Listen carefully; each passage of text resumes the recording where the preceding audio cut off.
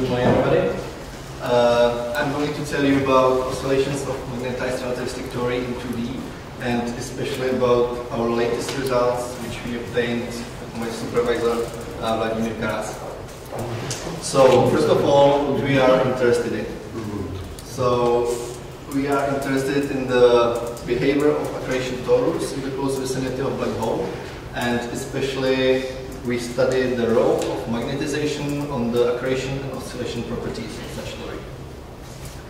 So, what was the motivation? So, the motivation was obvious, because everybody is familiar that in the center of our galaxy there is a supermassive black hole, and from the observations of polarized near-infrared radiation, it seems that the strength of the magnetic field could be several tens of Gausses.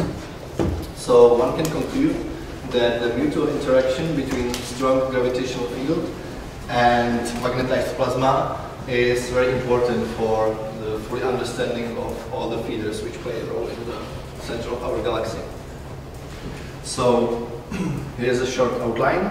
So, at first I will mention a little bit about general relativistic MEP, then about the model of our accretion torus, and then I will speak about the oscillations. Okay, so what is our physical system? So we have a black hole and we have accretion torus. So we need, of course, general relativity because we are dealing with the close regions of the black hole, and we also need magnetohydrodynamics. So our evolution equations we get from the conservation laws. So it is mainly the conservation of energy momentum tensor, which looks like this. There is the rest mass density, density of internal energy, pressure, and magnetic field. There are 4 velocities, and there is metric tensor. So then we have also continuity equation and Maxwell equations. And if you want to have a full system of our equations, we need to prescribe some additional constraints. For example, this force-free constraint, and also, of course, some equation of state. So then we have full system of equation, which we solve numerically. For this purpose, we use a numerical program ARM, which was developed by Gain and McKinney in 2006. So, how our accretion torus looks like. So, we adopt the solution of accretion torus with the relativistic cusp, which is the solution which was obtained by Marek Abramovich, and he also deeply studied the properties of such tori.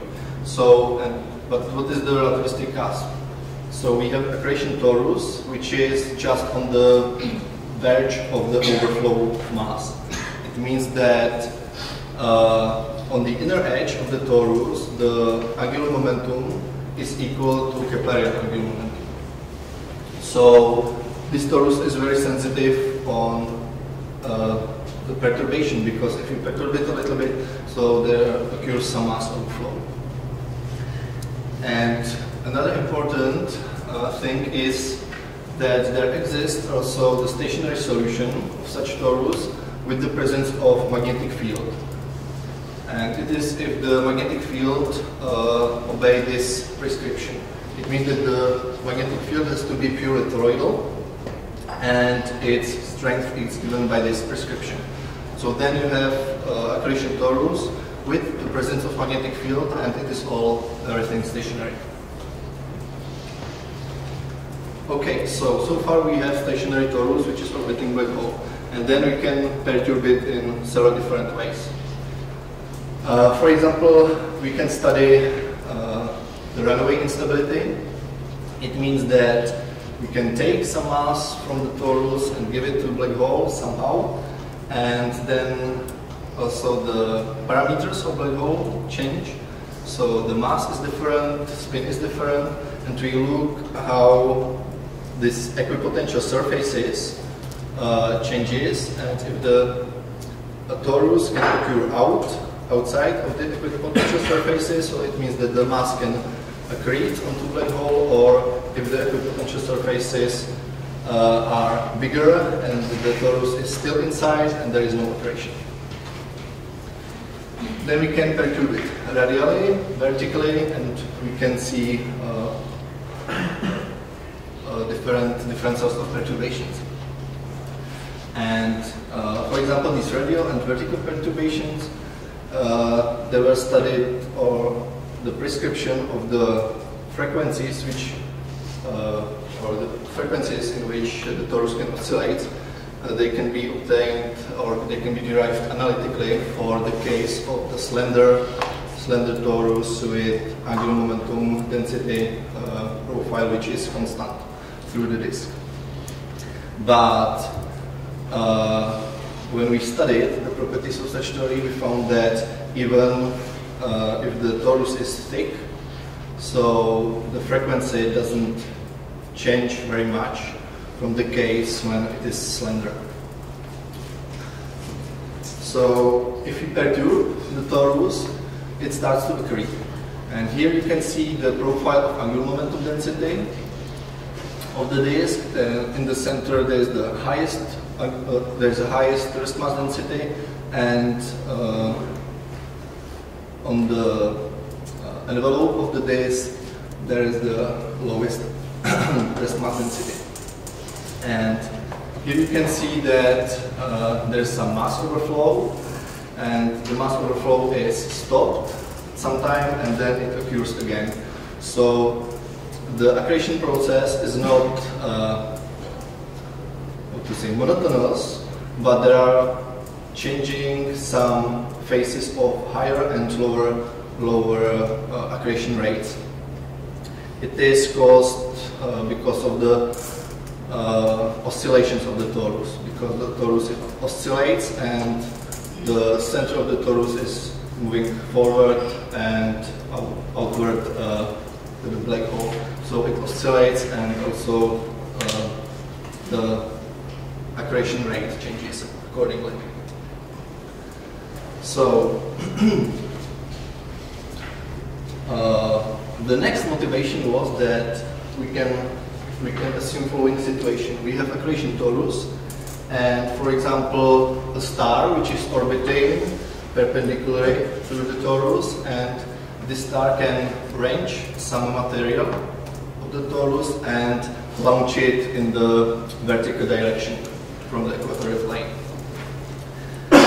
And if you do that, so some mass can reach the regions which are high enough above the equatorial plane, and then the mass can go onto the black hole, and then it is decelerated by the centrifugal forces and maybe by some additional magnetic forces if the magnetic field is present, and then it's accelerated along the spin axis. There are some images in different times of this model of outburst in some special coordinates in which the constant radius is parallel to the vertical line. But it's better seen in the next picture, which is in Cartesian coordinates, and you can see the profiles of rest mass density at different times. And here you can see that there's some mass which is high enough above the equatorial plane and with some positive velocity in the vertical direction. So, and if we want to study the influence of the magnetic field, so there are different possible configurations of the magnetic field. We can assume, for example, the dipole magnetic field or Wald magnetic field, or we can assume that there is no vertical component of field and assume only that there is this Komisarov solution with a purely toroidal magnetic field.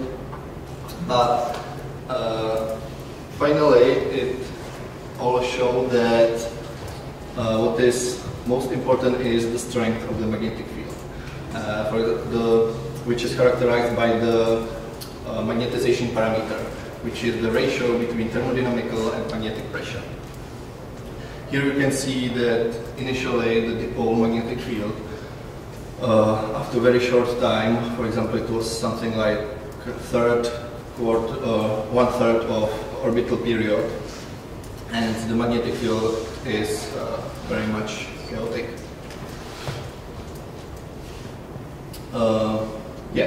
And if the magnetic field is strong enough, or if the additional perturbations which are made by the star are high enough, so the disk can be damaged totally. So we can be very careful how big these additional perturbations are. But what's the main conclusion is that here you can see the velocity of this outflow, which I showed you on this slide. So the velocity of this outflow differs accordingly with the magnetization parameter. Here you can see that if the magnetic field is strong enough that the ratio between thermodynamical and magnetic pressure starts to be very small, so that magnetic field is bigger than 1/5 of the thermodynamical pressure. So the velocity of the outflow starts to be significantly higher than for the cases where the magnetization is very small. So the velocity is in units of speed of light, and you can see that when the magnetization was very small, so the outflow was less than 30% of speed of light. But if the magnetization was something around 3, so the velocity was almost the 40% of speed of light. So we can conclude that the magnetic field can significantly accelerate the plasma. Excuse me, I'm confused. Yeah. I thought that the high magnetization was number 30, not number 5. Yeah, I think that this point is something like 3. Yeah, but this would like this. be this low magnetization. Or is this No, it's the ratio between thermodynamical and magnetic pressure. So, yeah. Thank you. So if the thermodynamical pressure is high enough, so it's not high 30. Yeah. Okay, so there is a big signification because we use axial symmetry, and in the real system it could be better to use 3D. But I think personally that in 3D there's a big higher possibility to have some numerical mesh or something like that. But so for this scheme, I think that it's sufficient to use axial symmetry. And vertical perturbations can lead to outflows, and these outflows can be accelerated by additional magnetic field, and this acceleration is quite significant. And we must be very careful because usually we are dealing with the small-scale oscillations, and it is no problem. But when we use these large-scale oscillations, which were triggered by these orbiting stars, we must be very careful not to distract all the torus and see something in a larger time. So I think that is all.